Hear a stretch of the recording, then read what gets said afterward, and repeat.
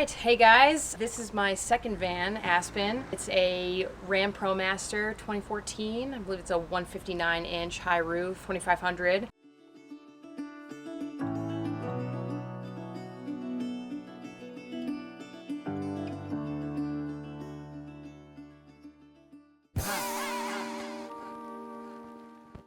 I'm Nate Murphy, and I have literally just bought this van to show you how to build a van.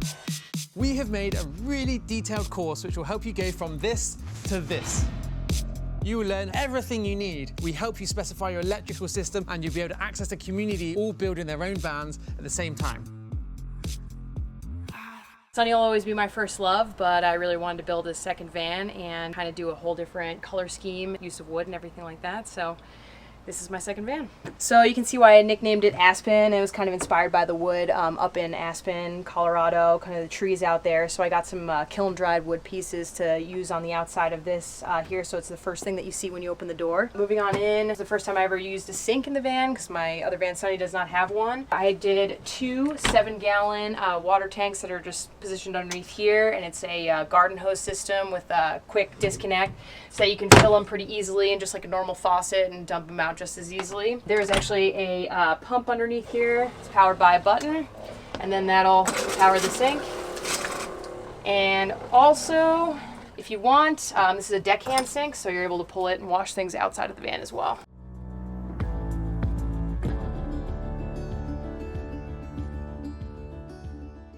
This van also came with a divider that was already in place, so I just decided to build upon it and use this as a back wall. I put frosted barnwood on the outside of this and then kind of just created a little window to the front so it lets in a little bit more light. Working on over here, I got a big, huge live edge countertop that I got from the same place where wood meets steel out here in Denver. Same place I got the live edge wood for Sonny. Coming around here, we just have like a huge storage area underneath here, propane tank, you know, set of drawers, everything that you would need for kitchen stuff. So moving on over here, we have the same spice racks that I used in my last build. They're just super easy to install. They hold everything, nothing ever really falls out. Then we have the camp stove oven, 2-burner here. Also has the oven feature, which is really nice to have. All propane powered. And then this back piece I actually built to be taken off here so that you can easily access the propane hookup in the back. And then you can also remove this oven if you needed to cook outside, which is really nice. The tile is the same. It's the same vinyl tile that I used in the last build as well. It's peel and stick. It's really easy to clean, easy to install. Moving on up, we have the vent hood. It's a really nice feature to have over this cooking area. Just add some extra ventilation, some extra light. Got a light switch, got a fan. All of it is 12-volt powered, which is nice. Then moving on up here, I used maple ambrosia for the cabinet faces, and then I did a little stenciling just to add a little extra like art and kind of follow the whole mountain feel that I was going for.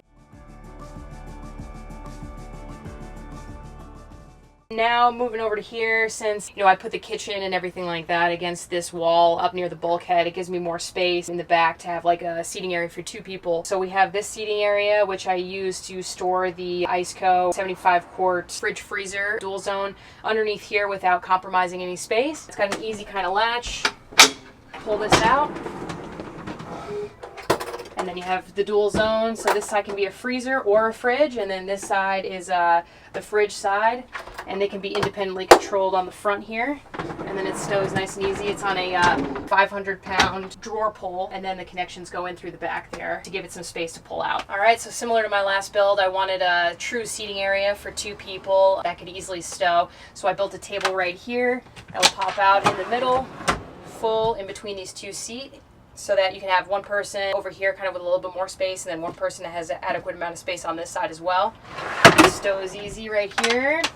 And then on the bottom here, we have an easy access door. It's just a panel that kind of goes into the back garage area. If you have some easy access items you need to get to, they're right behind this door. Or if you have a pet like a dog, you can just pull this off when you're kind of just lounging in this area, and they can move freely back and forth, maybe put like a dog bed back there. Across from me on this side with the bench here, we made some extra storage. A large area where I store like towels, the extra power station, just some supplies that I might need offhand, anything that's too heavy to put in the overhead cabinets. For the the ceiling, I ended up doing just like one full panel of white here with the recessed lights. I wanted to do a little something different to kind of break up just like a full white ceiling. So I kind of got this idea sort of like a boat ceiling. So it has Danish oil stained maple just panels across here with the max air fan mounted in the middle. 12-speed fan, same as the other van. Have the remote kind of at the end of the bed here, so it's easy to just grab and like turn this on. You know, same thing, 2 different directions. So in if you want some cool air inside the van, and then out if you're cooking and want to just kind of like ventilate. So for the sleeping area, I went with a full 8-inch memory foam mattress. A little bit different than Sonny just because of the width of the Sprinter van versus the ProMaster, is that I was able to put a full-size mattress in here without any alterations,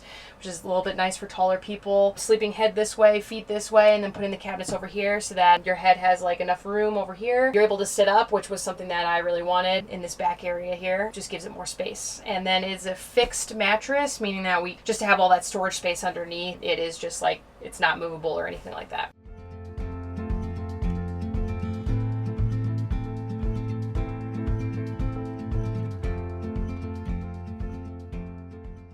All right, for the back doors, I wanted to do something a little bit more unique and kind of following the same, decor as like using the aspen kiln dried wood on the outside of the sink area there. I wanted to use these wood rounds. They're birch. Got them kind of off Etsy from someone's, just farmhouse that they just chopped them up and kind of sent them to me.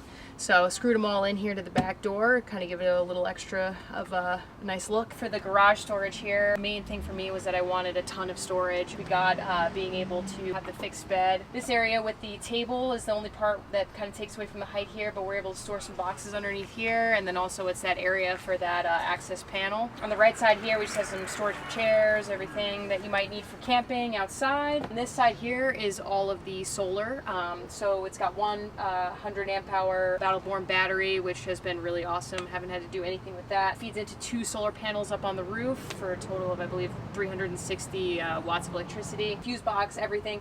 Victron parts, which actually in the front next to that bench area by the table there is the Bluetooth monitor, so you can check how much energy is coming through. Also, I've been able to store 2 mountain bikes without their front wheels in this front portion area here.